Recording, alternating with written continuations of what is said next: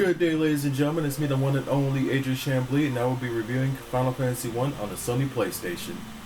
Growing up, I was not a big fan of RPGs, and I definitely wasn't a fan of turn-based RPGs in particular.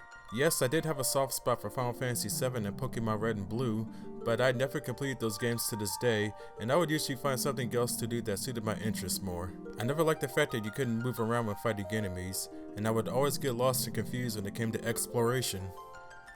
And eventually, I decided to give turn-based RPGs a chance. So I tried Final Fantasy 1 for the first time, and it was a mixed bag between addicting and annoying. I jumped ahead to Final Fantasy 4, and it suited me a lot better. I even completed it. That was the first time I've ever completed a turn-based RPG. So I eventually wanted to get back to Final Fantasy 1 and finish it, and as you might have guessed, I did. And now I'm going to tell you all about my experience playing this game. For starters, let's talk about the story. You play as the Light Warriors. The Light Warriors consist of 4 different characters of your choosing, and each warrior has possession of a light crystal. Your job is to travel the world and find the 4 fiends who have possession of the dark crystals. Destroy each fiend and purify their dark crystals with the light crystals you possess. Do this and you'll save the day. Well, there's more to it, but I don't want to spoil anything. As for the gameplay, well, that's another story. This is a turn-based RPG, meaning you and your enemies take turns attacking each other during battle. You can't move around to dodge attacks on your own, so you have to use careful strategy to take down your enemies. Usually, you and your enemies will have a normal face-off, but there are times when an enemy can ambush you, which means they can attack you first, or you can ambush an enemy, which means you can attack them first. It's not bad at the end of the day, but it's not perfect either. For starters, the majority of battles are random encounters, meaning a battle could happen any moment you are exploring the overworld or if you're exploring a dungeon. My issue with this is that there are areas where the encounter rate is ridiculously high, and every step you take, there's a battle. I'm looking at you, Temple of Chaos. And when it comes to battles, there are times when either you or your enemy will miss an attack. Now, of course, your opponent missing an attack is a good thing, but there have been plenty of instances where my characters have missed attacks multiple times in a row, and it gets really frustrating. As for your characters, you have a choice between 6 character types: a warrior, a thief, a white mage, a black mage, a red mage, and a monk.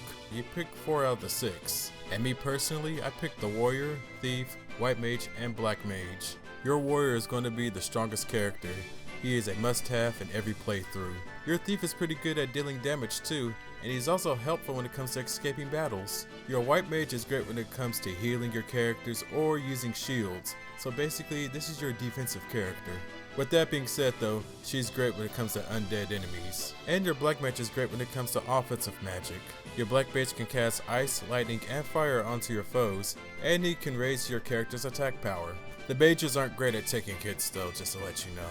As far as the other characters go, I do know that the red mage can cast white magic and black magic, and the monk is great offensively too. Now when it comes to using magic, I do have a big issue with how it's handled in the game. You get magic charges instead of an MP bar or counter. There are 8 levels of magic total, and you can only carry 3 spells per level. As your character's level grows, so does the amount of times you can use spells. Now here's the issue I have with this system. The only way you can regain magic charges is by either sleeping in an inn or a cottage. There's no special ethers or elixirs you can get to regain your magic, and this system causes you to save your magic until a major boss fight. Granted, I did use it when it came to grinding, but I was grinding, so it's a little different there. Now when it comes to the enemies themselves, they range from really easy to really annoying. Seriously, there are some enemies that will spam multiple spells at you, and it makes the battles drag on for so long. Some spells can immobilize you, and some spells can take you out in one shot. And it's worse when you have to face multiple spellcasters in one battle. There are multiple shops in each town where you can sleep in an inn, which saves your game, resurrect one of your fallen warriors, or buy items to help you on your journey. Which brings me to my second issue. Everything is too freaking expensive. Seriously, the items in this game are not cheap.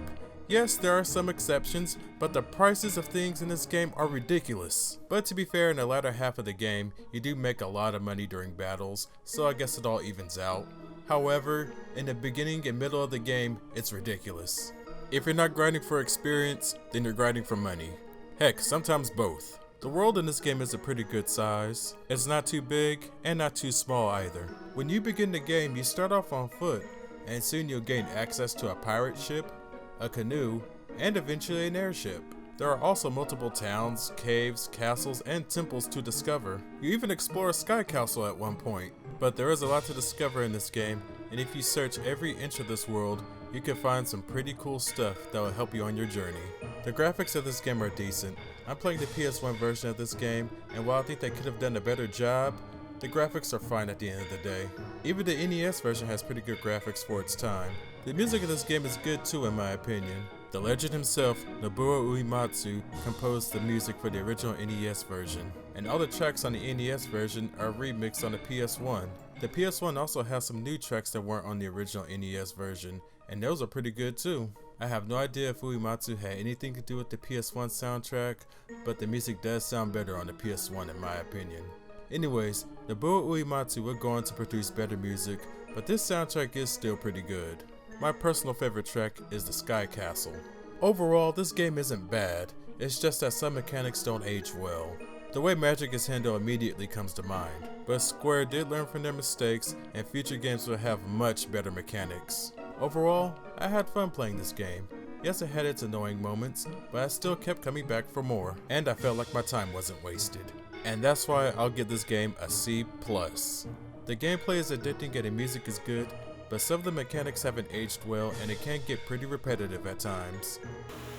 Thank you very much for watching, ladies and gentlemen. Remember, if you like this video, be sure to smash that like button, give that subscribe button a good KO punch, and I'll see you next time. Thank you once again. Y'all have a nice day. Take care of yourselves. Be safe. And remember, geek gaming and nerd culture is for everyone, and let's keep things fun.